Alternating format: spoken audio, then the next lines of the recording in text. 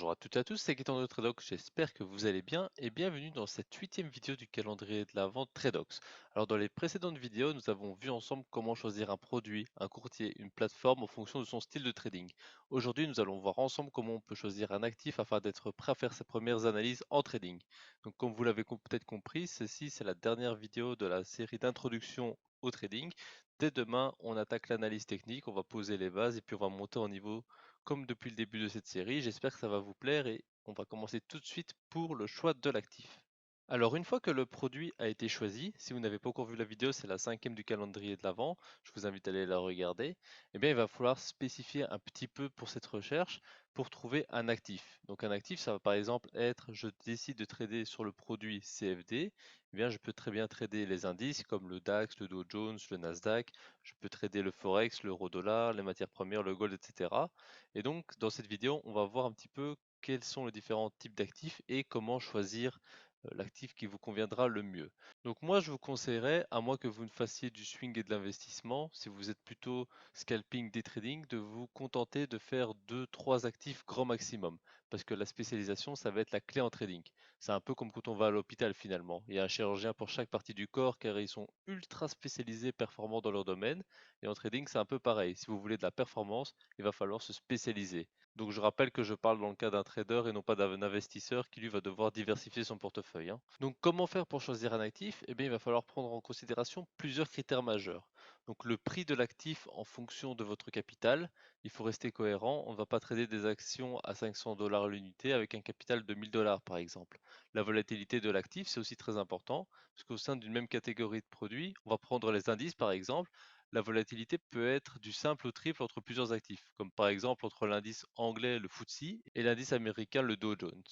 Et enfin, la troisième chose qu'il va falloir prendre en considération, c'est l'horizon de temps, parce que selon le type de trading qu'on va faire, des catégories d'actifs qui s'y prêteront un peu mieux. Alors, il y a d'autres critères qui peuvent être pris en considération, mais je pense que pour faire un premier tri, ces trois critères sont quand même intéressants. Alors, je vais vous présenter dans cette vidéo les indices, les matières premières et le forex, parce que ce sont les trois que je connais le mieux. Comme ça, vous pourrez vous faire votre avis là-dessus et vous diriger vers la catégorie qui vous plaît le plus et choisir l'actif qui vous plaira le mieux.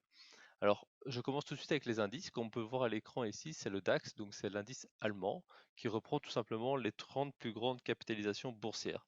Alors, c'est en pourparlers pour passer éventuellement en septembre 2021 à 40 actifs, mais pour l'instant, ce sont 30 actifs. Alors, quel est l'intérêt de trader un indice plutôt que les actions directement? Eh bien, c'est un indice, ça va tout simplement être un regroupement d'actions pondérées.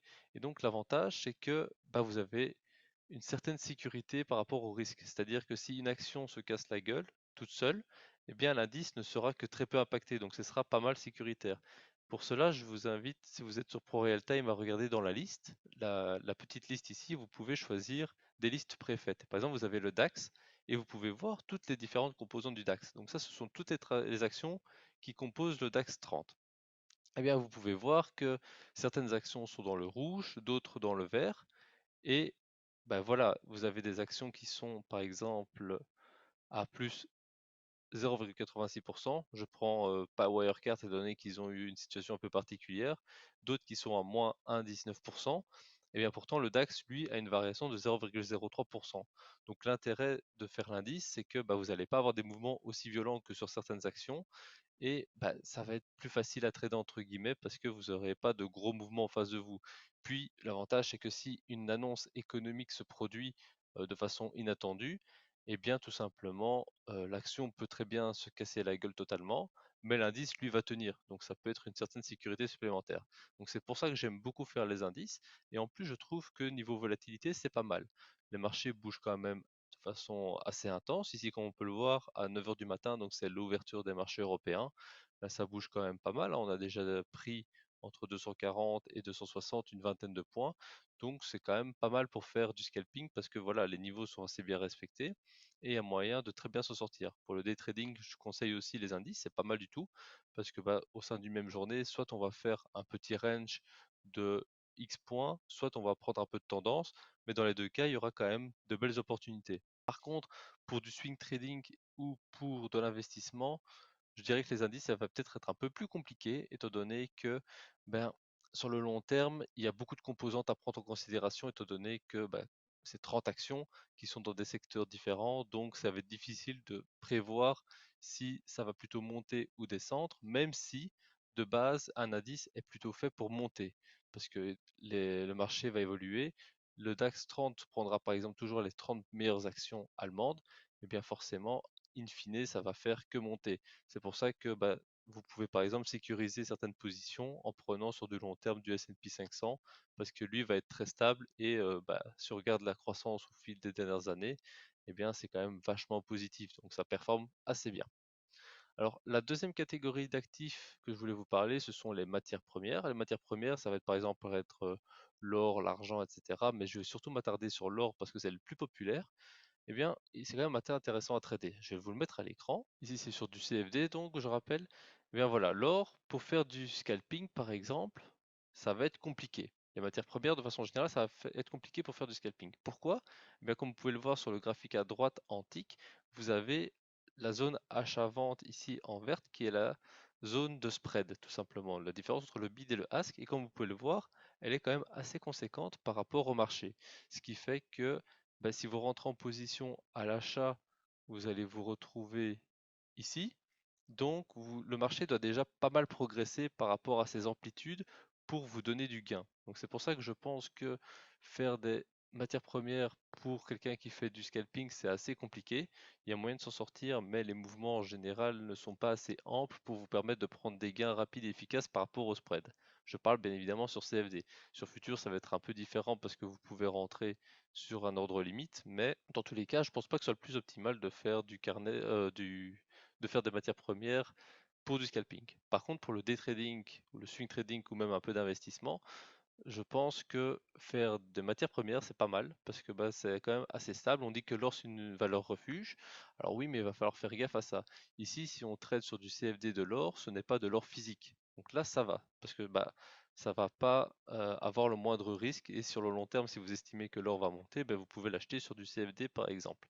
Le problème, c'est que si vous commencez à acheter de l'or physique, eh bien, ça s'est déjà produit aux États-Unis dans les années, je sais plus si c'était les années 30, mais en fait ce qui s'est passé c'est que quand vous achetez de l'or dans l'espace Schengen, celui-ci il va être certifié. Donc vous avez un certificat d'achat d'or et le problème c'est que l'État peut vous le confisquer à tout instant. Ça a arrivé qu'une fois dans l'histoire je pense, mais si un jour l'or a énormément de valeur et le reste ne vaut plus grand-chose, c'est que vous avez tout misé dans l'or, l'État peut vous le confisquer à votre prix d'achat, ce qui évidemment ne sera pas très avantageux pour vous de façon générale. Je vous déconseillerais d'investir dans l'or physique, rien que pour cette raison-là, personnellement, ça m'a assez refroidi quand j'ai appris ça, mais pour faire du long terme, par exemple, sur du CFD ou des produits dérivés, parce que vous estimez que le cours va monter sur le moyen long terme, je pense que c'est pas mal pour diversifier, mais pas pour le scalping parce que comme vous avez vu,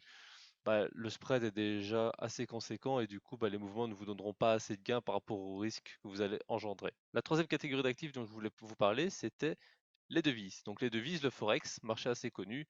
Je vais vous montrer à l'écran l'euro-dollar, la paire la plus connue, la plus tradée.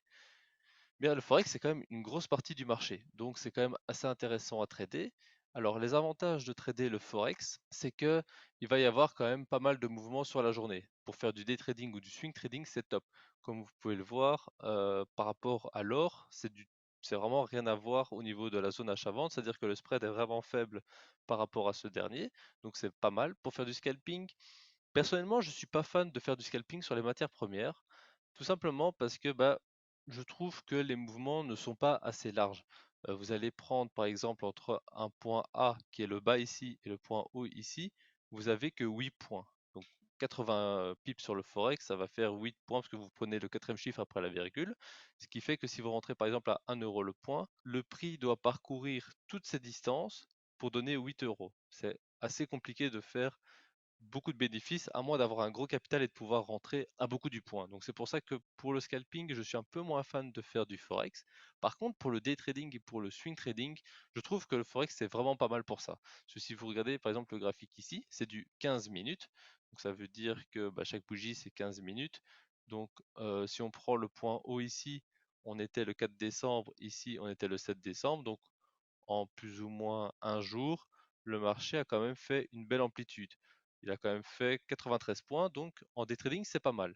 Pour du scalping, c'est pas évident, mais pour du day trading, du swing trading, comme vous pouvez le voir, il y a quand même de beaux mouvements et en général, c'est assez directionnel tout en restant dans un range. Ça, on va le voir dans l'analyse technique un peu plus en profondeur.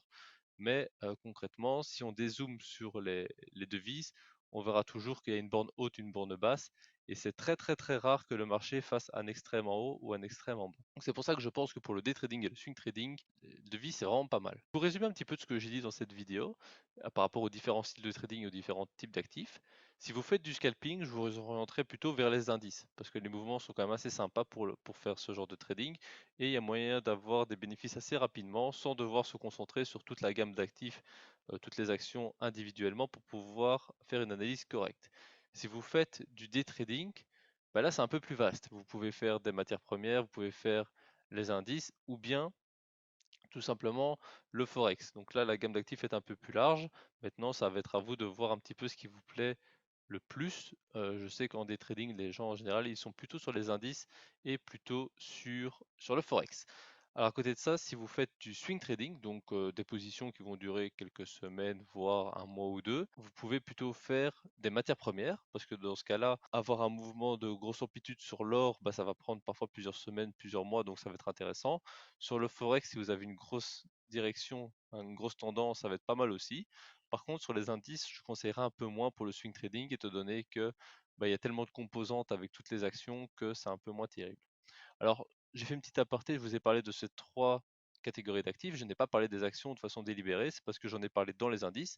Et trader les actions en tant que telles, pour moi, c'est plus de l'investissement. Alors, il y a moyen de les trader autrement, que ce soit en scalping ou en day trading, mais personnellement, je préfère les faire en investissement, de faire plutôt des stratégies de dividendes. C'est pour ça que personnellement, je n'en fais pas sur le scalping.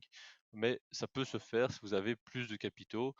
Mais voilà, si vous avez un capital modeste, faire des actions, ça va pas être rentable parce que les frais vont être plus élevés. Donc voilà, j'espère que cette huitième vidéo du calendrier de la vente Tradoc vous a plu. N'hésitez pas à me dire en commentaire quel actif vous tradez et pourquoi vous aimez bien trader cet actif. Et moi, je vous retrouve dès demain pour commencer le chapitre sur l'analyse technique. Et d'ici là, passez de bons trades.